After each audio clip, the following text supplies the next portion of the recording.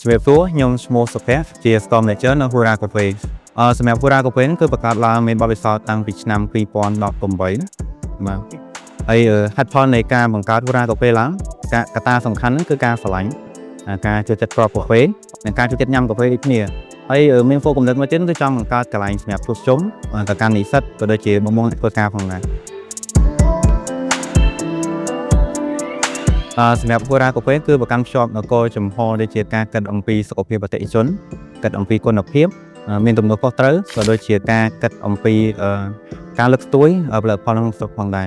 គ្រឿងផ្សំនៅក្នុង Hura Cafe មួយចំនួនសុទ្ធសឹងតែជារបស់ខ្មែរបងហេតុផលនេះយើងជ្រើសរើសរបស់ខ្មែរដោយសារតែយើងចង់លើកដង្កើងវាជាផ្នែកមួយសម្រាប់លើកស្ទួយសេដ្ឋកិច្ចរបស់ខ្មែរយ៉ាងផងដែរបង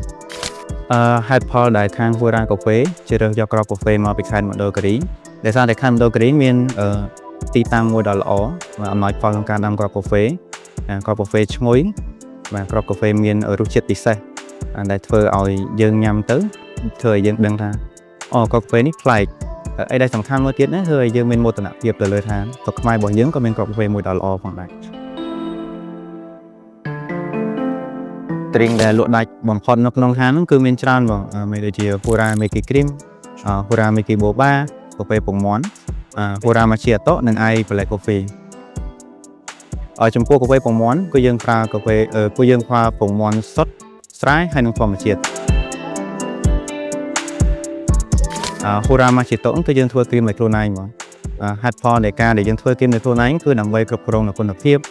គ្រប់គ្រងនូវគ្រឿងផ្សំឲ្យបានល្អនិងបង្កើនអត្តសញ្ញាណមួយសម្រាប់ Hura Cafe ផងដែរ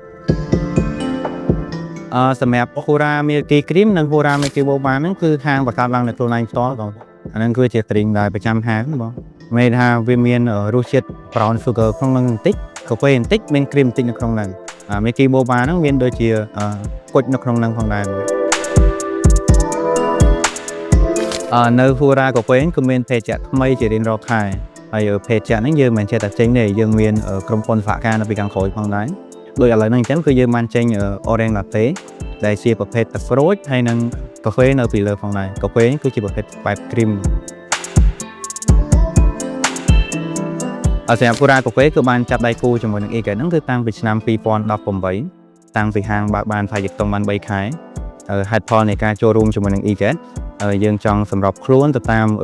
អតិថិជនសម័យថ្មីដែលគាត់ចូលចិត្តកំងតាមរយៈ Internet ជូនក៏ដូចជាតាម online ផងដែរពេលដែលចាប់ផ្ដើមដំបូងក៏អត់ទៅមានការកំងដូចគ្នាដោយសារតែអត់ទៅមានអ្នកប្រើប្រាស់តាមរយៈ Internet ជូនណាហើយយកតុងហើយវាមួយឆ្នាំមានការកើនឡើងអតិថិជនថ្មីក៏ស្គាល់ Hura Cafe កាន់តែច្រើនដោយសារតែ Eget គាត់បានជួយដូចជាការផ្សព្វផ្សាយតាមរយៈការ promotion ផ្សេងៗមកព្រោះដល់ពេលខ្លះគឺបងកើនឡើងដល់600បងហើយនៅពេលខាងមុខក៏យើងនឹងបើកការបន្ថែមទៀតដែរបងបាទគម្រោងរបស់យើងហ្នឹងគឺបើកបែបខ្មែរបាទដែលពណ៌បែបខ្មែរអីដែលជារបស់ខ្មែរដែលថា Hura Cafe ក៏ជា brand ពងខ្មែរផងដែរជាចុងក្រោយខ្ញុំសូមអរគុណទៅកាន់អតិថិជនហើយនិងអរគុណទៅកាន់ Eget ដូចគ្នាEget គឺជាដៃគូសហការមួយដ៏ល្អសម្រាប់ Hura Cafe ដែលធ្វើឲ្យមានអតិថិជនថ្មីក៏ស្គាល់ Hura Cafe បានកាន់តែច្រើនបាទហើយ Hura Cafe នឹងប្រកាន់គោលចំហដូចជាការផ្ដល់នូវទំនុកចិត្តផ្ដល់នូវគុណភាពសម្រាប់អតិថិជនត្រឡប់ទៅវិញបើសិនជាមាន feedback ពីអតិថិជនមិនល្អឬក៏ពេលខ្លះគាត់ complain នៅមួយបងយើងនឹងព្យាយាមស្ដាប់ពីការមតិយោបល់របស់គាត់ហ្នឹងដោយយកចិត្តទុកដាក់យើងឆ្លើយតបទៅកាន់គាត់វិញដោយគោរពហើយមួយទៀតយើងនឹងស្វែងរកវិធីសាស្ត្រណាមួយអន្តរស្ត្រាយឲ្យបានសមស្របពីគាត់ផងដែរមានថាគាត់អាចទទួលយកបានហើយយើងក៏អាចទទួលយកបានដូចគ្នា